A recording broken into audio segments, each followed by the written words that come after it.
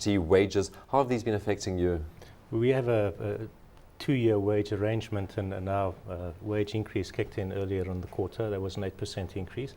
And then what's really... So that's actually at the lower end of most of the producers, isn't it? Yes, yeah. We had a month-long strike last year, and at the end of the strike we managed to negotiate a 2-year deal with an 8% per annum rise. There is a small profit share to offset, I think, with the sacrifice that our employees made at the time, so that they could share in a bit of the upside as and when it materialized. But what's really hitting, I think, the numbers of gold mining companies and mining companies in South Africa at the moment is the fact that for 3 months every year during the winter months we pay a 60% surcharge on electricity, which is a peculiar arrangement, and we're not entirely convinced as to the merits of that arrangement.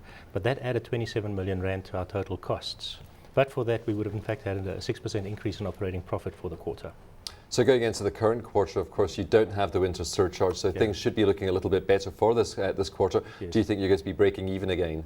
Well, we made a 69 million rand profit, cash operating profit.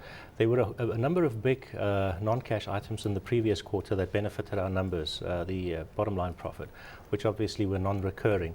But on an actual cash flow basis, the numbers for this quarter were satisfactory. And of course, we're going into the new quarter with a 30 million rand head start as to costs, the non-recurring winter tariff that we had to absorb in the previous quarter's costs. Now, of course, while we have seen record dollar gold prices, we haven't actually seen record rand gold prices. So the rand gold price actually lower for the September quarter than it was for the June quarter, wasn't it? Although we saw that dollar gold price hitting a new all-time high. Yeah. Look, I think it's more a matter of dollar weakness than anything else. I've always been a supporter more of a strong local currency because of the increased buying power.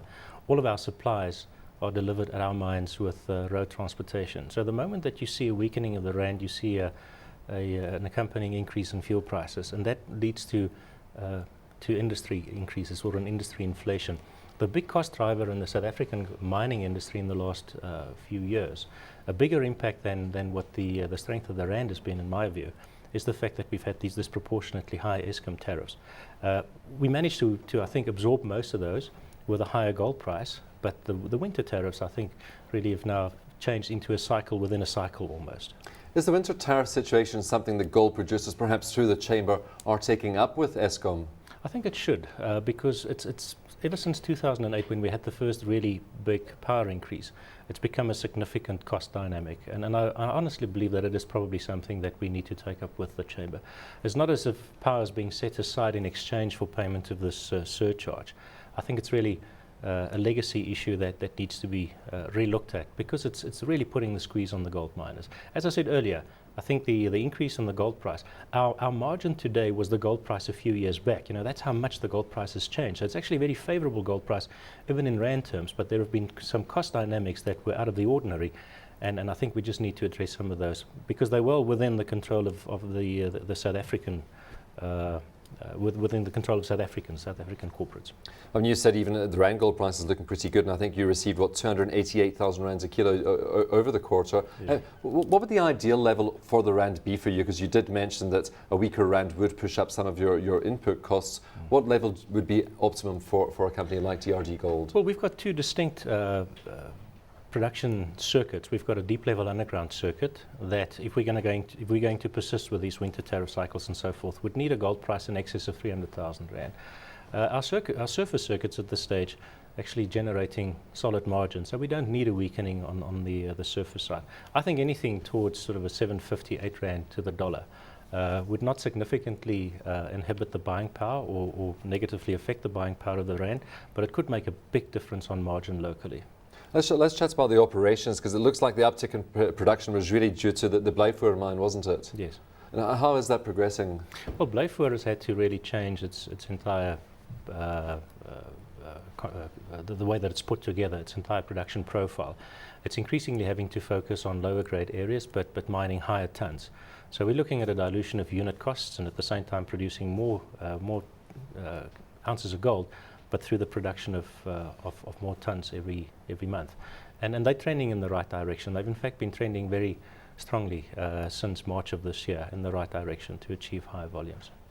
Crown and Ergo, you have that pipeline, and I think you raised money under your domestic medium-term note program, yes. I think 108 million rand, yes. towards that pipeline. Tell us about the pipeline. Well, the pipeline will link up the central Rand, or central Johannesburg area, with the far east Rand. We've been depositing our tailings materials coming from these surface plants. We have two right near the south and the west of Johannesburg. We've been depositing those tailings materials onto the Nasrec tailings facility. It's the one right next to the World Cup stadium, the Soccer World Cup stadium. Now, those dams are now becoming full, and in order for us to take full advantage of our remaining resource in and around the Crown area, we had to build this pipeline and link up our central footprint with our far eastern footprint. We are targeting the end of August of next year to have this completed. Total cost of the project is just over 300 million rand. And it looks as though the operating cash flows, coupled with the 108 million facility that we've now established, would be sufficient to take us significantly towards completion, if not total Without completion. you tapping further into the note program. That is correct, yes. You've also mentioned Zimbabwe, evaluating a number of greenfield projects in Zimbabwe. You also have prospecting and exploration rights with your joint venture partner, Chisholm there. When would you expect DRDGold onto the ground there, perhaps? Well, once again, there are also two stages or two phases. At the moment, we're doing bulk sampling aimed at really generating just enough cash flows to carry the costs of our exploration program. If we're going to be building a significant mine there on the 600-hectare footprint that we have, it won't be commissioned before 2014, and that also depends on the results of our exploration program. We've only just started sinking boreholes there. They're 200 meters deep. We've found a mineralized zone between 80 meters and 200 meters roughly. It's about between 100 and 150 meters thick that this mineralized zone is. It's a greenstone belt, but how much minerals are in there and what the quantities are and so forth, that the next few years will determine.